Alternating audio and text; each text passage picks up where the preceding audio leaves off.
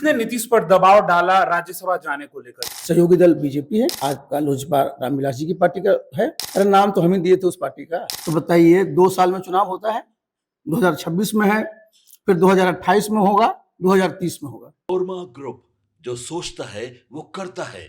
आपके अपने सपनों का आशियाना। नमस्कार, मैं दीपक, भारत लाइव देख रहे हैं आप जान ही रहे हैं कि बिहार की राजनीतिक गलियारों में एक अलग सा भूचाल मच गया जब नीतीश कुमार ने राज्यसभा के लिए नामांकन दाखिल किया। देखिए, हमारे साथ उनके सबसे पुराने साथी आरसीपी सिंह मौजूद हैं, जो अपने बातों के लिए जाने जाते हैं, अपनी बातों को निष्पक्ष तरीके से रखते हैं। नीतीश कुमार को इन्होंने बहुत करीब से देखा है, लेकिन नीतीश कुमार ने जिस तरीके से राज्यसभा का नामांकन दाखिल किया, उसके बाद नीतीश कुमार जो है सवालों के घेरे में है। अब सीधा आरसीपी जी से जुड़ेंगे और इनसे ही जानने की कोशिश करेंगे। आपने मेरे ही इंटरव्यू में ये बातें कही थी कि नीतीश कुमार किसी के बात में आने वाले नहीं है, नीतीश कुमार पर कोई दबाव नहीं बना सकता है, लेकिन ये क्या हो गया? देखिए, नीतीश बाबू ने कल नामांकन भरा है राज्यसभा के लिए। ये चौंकाने वाला है। चौंकाने वाला इसलिए है कि अगर नीतीश बाबू का पिछले महीने का कार्यक्रम देखिए, इस महीने का कार्यक्रम देखिए, उनका जिले में दौरा कार्यक्रम सब लगा हुआ है। और नीतीश बाबू इस बात के लिए जाने जाते रहे हैं कि एक रणनीति के तहत ही उनका सब कार्यक्रम चलता है। तो अगर उनको राज्यसभा जाना था, उनको इसकी जानकारी थी, तो ये कैसे संभव है कि 12-13 को उनको सासाराम में प्रोग्राम लगा हुआ है?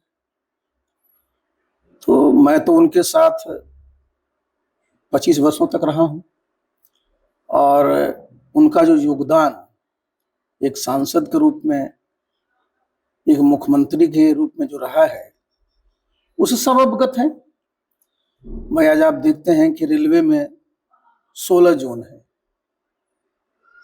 नीतीश बाबू से पहले सिर्फ 9 जोन था। 7 नया जोन क्रिएट किया। रेलवे में पूरा का पूरा इंफ्रास्ट्रक्चर का काम किया। आज आप देखते होंगे कि बहुत कम लोग ऐसे होंगे जिन्होंने अपने जीवन काल में मिनिस्टर रहते हुए कोई नया रेल लाइन बनवाया हो। अब देखिए, आपका बिहार का मैं उदाहरण दे रहा हूं, देश में तो बहुत है। बिहार में ही देखिए, नेउरा से पूरा बिल्कुल नई लाइन है। मैंने रेलवे की सिर्फ चर्चा की। सरफेस ट्रांसपोर्ट मिनिस्टर भी और है, जो आज आप ईस्ट वेस्ट कॉरिडोर देखते हैं। शुरुआत कब किसने किया था? किसको में शुरुआत किया था? आप जानते हैं एग्रीकल्चर मिनिस्टर हो रहे। देश को पहली बार कृषि नीति, एग्रीकल्चर पॉलिसी नीतीश बाबू ने दिया। तो केंद्रीय मंत्री के रूप में जिन जिन विभागों में वो मंत्री रहे, मैं तो उनके साथ रहा। क्या शानदार काम रहा साहब। और बिहार में जब मुख्यमंत्री बने 2005 में, 2005 से 2010 तक मैं उनके साथ रहा, प्रिंसिपल सेक्रेटरी था मैं। क्या कौन सा फील्ड है जिसमें काम नहीं हुआ? सभी क्षेत्र में काम हुआ। और उनका सहयोग, आप इस बात को समझिए कि वो एनडीए में रहे और आज भी एनडीए में है। और एनडीए के जितने भी बड़े नेता हैं, आदरणीय प्रधानमंत्री जी हैं, आदरणीय गृह मंत्री जी हैं, और भी जितने भी बीजेपी के बड़े बड़े नेता हैं जी, सबसे नीतीश बाबू के बड़े ही घनिष्ठ संबंध रहे हैं। सबसे उनका आत्मीय संबंध रहा है। तो मेरे ऐसे व्यक्ति को जरूर यह अटपटा लगा कि इस प्रकार के निर्णय में सडननेस, अचानक जो ये चीजें हुई ना, एकाएक ही हुआ, ये थोड़ा समझ से परे है। किसने नीतीश पर दबाव डाला राज्यसभा जाने को लेकर? देखिए, ये तो मैं नहीं कह सकता हूं, चूंकि मेरी तो कुछ 4 साल से भेंट नहीं नीतीश बाबू से। लेकिन इसमें मैं बता दूं कि बीजेपी के जितने नेता हैं जी, उन सबसे उनके बड़े अच्छे संबंध हैं और कोई उन पर कभी दबाव डालता नहीं है। मैं तो उनके साथ रहा हूं ना। आपको मैं दबाव बताता हूं, सुनिए जरा, दूसरे साइड लेके चलता हूं। 2020 में चुनाव हुआ, जेडीयू की सीट आई 43, बीजेपी की सीट 74 या 75 है, एग्जैक्ट में 74 या 75 है। नीतीश बाबू ने मना कर दिया कि मैं मुख्यमंत्री नहीं बनूंगा। मैंने उनको घंटों समझाया, कहे नहीं, बिहार की जनता ने हमको मैंडेट नहीं दिया है। प्रधानमंत्री जी ने फोन करके कहा कि नीतीश बाबू, आप ही को 2025 तक मुख्यमंत्री रहना है। गृह मंत्री जी ने फोन करके कहा कि नीतीश बाबू आप ही को 2025 तक मुख्यमंत्री रहना। बीजेपी के मन में अगर कोई बात रहती तो बहुत अच्छा अवसर था। नीतीश बाबू तो खुद भी तैयार नहीं थे 2020 में उस रिजल्ट के बाद, लेकिन उन लोगों का देखिए, उन्होंने कहा कि चूंकि चुनाव 2020 का आपके नेतृत्व में लड़ा गया है, सीटें जितनी भी आई हो, लेकिन आपके नेतृत्व में चुनाव लड़ा गया तो आप ही को मुख्यमंत्री बनना है।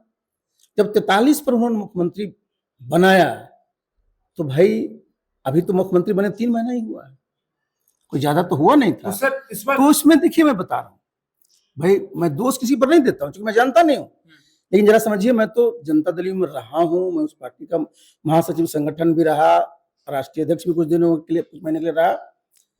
दायित्व क्या होता है संगठन के लोगों का कि आप कोऑर्डिनेट करिए अपने सहयोगी दलों से।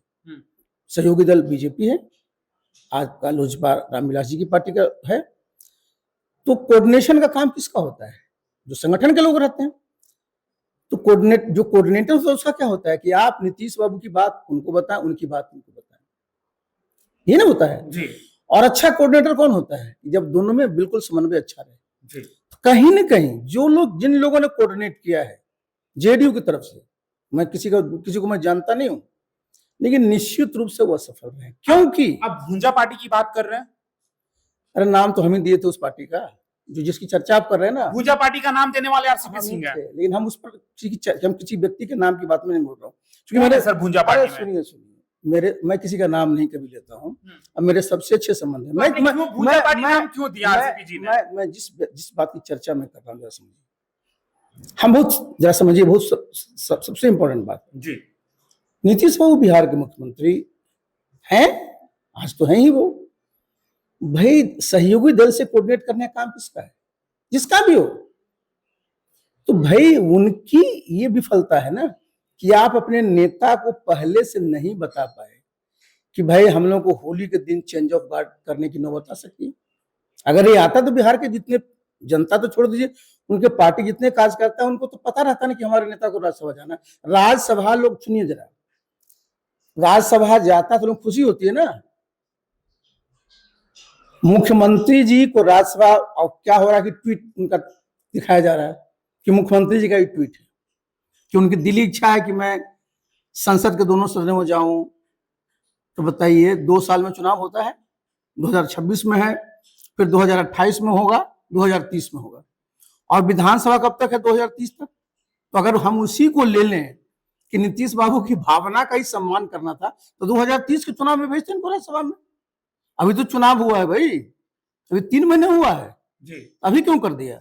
इसमें विफलता बीजेपी की नहीं है, न बीजेपी की तरफ से किसी प्रकार की साजिश है।